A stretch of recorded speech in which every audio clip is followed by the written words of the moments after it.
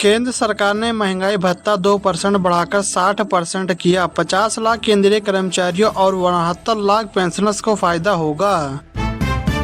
प्रयागराज में कक्षा 1 से 8 तक के सभी स्कूलों का समय बदल गया है। 20 अप्रैल से सुबह 7 बजे से दोपहर 12 बजे तक कक्षाएं चलेंगी। इस संबंध में डीएम की ओर से आदेश जारी किया गया है। नेपाल सरकार ने भारतीय नंबर प्लेट वाले वाहनों के लिए नया सख्त नियम लागू किया है। अब नेपाल में प्रवेश से पहले भंसार अनुमति और दैनिक शुल्क अनिवार्य है। 2 पहिया के लिए 100 रुपया, 3 पहिया के लिए 400 रुपया और 4 पहिया के लिए 600 रुपया पर दिन शुल्क रखा गया है। ओप्पो का F33 सीरीज बाद में लॉन्च। कीमत है 31,999 रुपये से शुरू। 50 मेगापिक्सल सेल्फी कैमरा और 7000 mAh की बैटरी मिलेगी। 85 डिग्री सेल्सियस गर्म पानी में भी खराब नहीं होगा फ़ोन।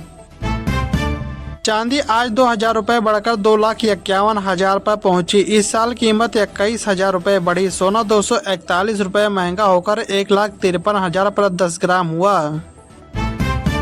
नेपाल सरकार ने भारत से 100 रुपये से अधिक की खरीदारी पर भांसार शुल्क अनिवार्य किया है, जिसका लक्ष्य घरेलू उत्पादनों को बढ़ावा देना है। यह नियम सीमावर्ती क्षेत्रों के छोटे व्यापारियों और दैनिक खरीदारों को सीधा प्रभावित करेगा, जो सस्ते भारतीय बाजारों पर निर्भर है।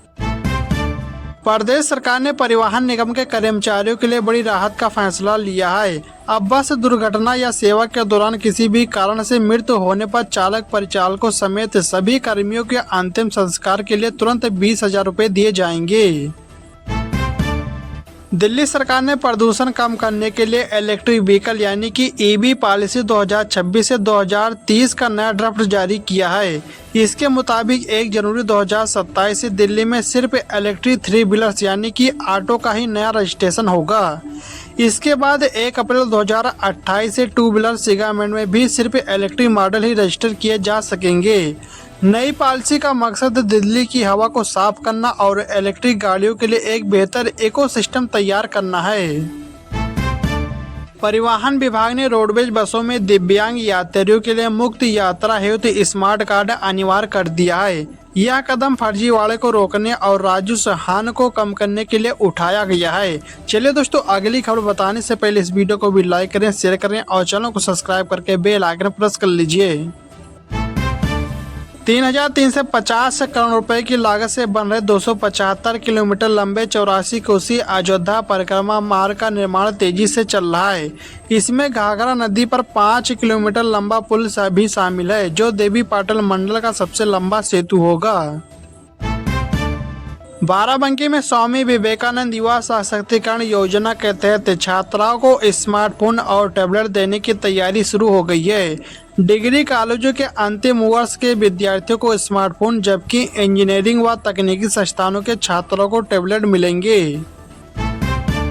गोरखपुर बस स्टेशन का 100 करोड़ रुपए की लागत से PPP मॉडल पर कार्यकल्प होगा। यह आलमबाग लखनऊ की तर्ज पर आधुनिक टर्मिनल बनेगा, जिसमें शॉपिंग कॉम्प्लेक्स, फूड प्लाजा और ठहरने की सुविधा होगी। उत्तर प्रदेश में महिला सुरक्षा और सशक्तिकरण के लिए सेफ मोबिलिटी प्रोग्राम के तहत महिला ई-रिक्शा पायलट तैयार किए जा रहे हैं। अयोध्या, गोरखपुर, वाराणसी, कौशाम्बी और झांसी में 1000 ई-रिक्शा महिलाओं को दिए गए, जिससे उनका आर्थिक सशक्तिकरण होगा। देश में कंडोम की कीमत 50% तक बढ़ सकती है, क्योंकि अमेरिका ईरान के बीच चल रही जंग के कारण सप्लाई चेन टूट गई है। इससे तेल और गैस के बाद अब कंडोम बनाने में इस्तेमाल होने वाले कच्चे माल की किल्लत हो गई है।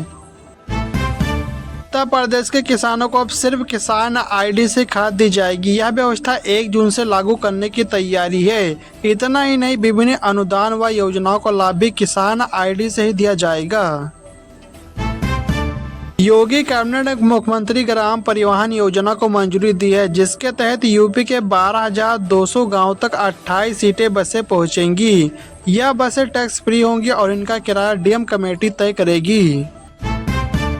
पुरानी गाड़ी को एक राज्य से दूसरे राज्य में ट्रांसफर करना आसान होने वाला है। केंद्र सरकार दूसरे राज्य में गाड़ी ट्रांसफर करने के लिए लगने वाला नो ऑब्जेक्शन सर्टिफिकेट यानी कि NOC की अनिवार्यता खत्म कर सकती है। यूपी में खाने के तेल में बड़े पैमाने पर मिलावट हो रही है। सरसों के तेल में घटिया तेल मिलाया जा रहा है, रंग और झाग के लिए केमिकल मिलाकर बनाया और बेचा जा रहा है। इसका खुलासा खाद्य सुरक्षा एवं औषधि विभाग की कार्रवाई में हुआ है। एफएसडीए की जांच के दौरान कुछ चौंकाने वाले खुलासे हुए। उन्नाव और मुजफ्फरनगर में एफआईआर दर्ज की गई है। 38 तेल कंपनियां और फार्मर को नोटिस भी जारी किया गया है। उत्तर प्रदेश में योगी सरकार ने प्राइवेट विश्वविद्यालय खोलने के लिए भूमि लेने पर स्टाम्प शुल्क में 100% तक का छूट देने का फैसला किया है। यह छूट भूमि के कीमत के आधार पर अलग अलग होगी। उत्तर प्रदेश में वाहन प्रदूषण जांच केंद्रों में बड़ा बदलाव किया गया है। अब पीयूसी के लिए ओटीपी केवल वाहन के पंजीकृत मोबाइल नंबर पर ही आएगा। इससे धोखाधड़ी रुकेगी और वाहन मालिकों को चालान और परिवहन संबंधी जानकारी समय पर मिलेगी। मोबाइल नंबर अपडेट ना होने पर 10,000 रुपये का चालान हो सकता है। परिवहन.gov.in पर जाकर नंबर अपडेट कर सकते हैं। किसान क्रेडिट कार्ड यानी केसीसी का लोन 6 साल में चुकाया जा सकेगा। यही नहीं, अब पशुपालन और खेती के साथ साथ मिट्टी की जांच और मौसम के पुनः अनुमान जैसी आधुनिक तकनीकों के लिए भी आर्थिक मदद मिलेगी। केंद्र सरकार की one nation one student ID योजना के तहत बिहार के सरकारी स्कूलों में आधार कार्ड बनाने की प्रक्रिया तेज हो गई है। सरकारी स्कूलों में भी अभी भी 29,98,278 यानी कि लगभग 30 लाख बच्चे ऐसे हैं जिनका आधार कार्ड नहीं बना है। यूपी में करीब 4.5 लाख प्राइमरी शिक्षकों, 1.5 लाख शिक्षा मित्रों समेत 11 लाख कर्मियों को कैशलेस ट्रीटमेंट का ऐलान योगी आदित्यनाथ सरकार ने किया है। उन्हें कैशलेस इलाज मिलेगा। वाराणसी की गंगा में क्रूज की तरह अब लखनऊ की गोमती में क्रूज का संचालन होगा। पूरी तरह वातानुकूलित इस क्रूज पर ओपन एयर रेस्टोरेंट समेत कई तरह की सुविधाएं होंगी। एप्पल भारत में अपनी डिजिटल पेमेंट सर्विस एप्पल पे लॉन्च करने की तैयारी कर रही है। इसके लिए कंपनी ने मास्टर कार्ड और वीजा जैसे बड़े कार्डों के साथ बातचीत शुरू कर दी है। अटल पेंशन योजना को वित्त वर्ष 2030-31 तक के लिए बढ़ा दिया गया है। केंद्रीय कैबिनेट में इसे बढ़ाने को मंजूरी दी गई। इस योजना के तहत 60 साल के होने पर हर महीने 1,000 रुपये से लेकर 5,000 रुपये की पेंशन मिलती है। यह स्कीम मई 2015 में शुरू की गई थी। योगी सरकार ने 2027 विधानसभा चुनाव से पहले बजट में बड़ा दांव खेलने की तैयारी में है। सभी पेंशन योजनाओं में 500 रुपये प्रति माह की बढ़ोतरी की जाएगी, जिससे पेंशन राशि 1,500 रुपये हो जाएगी। इस फैसले से लगभग 1 करोड़ पेंशन धारक लाभान्वित होंगे, जिसमें बुजुर्ग, विधवा और दिव्यांग शामिल हैं।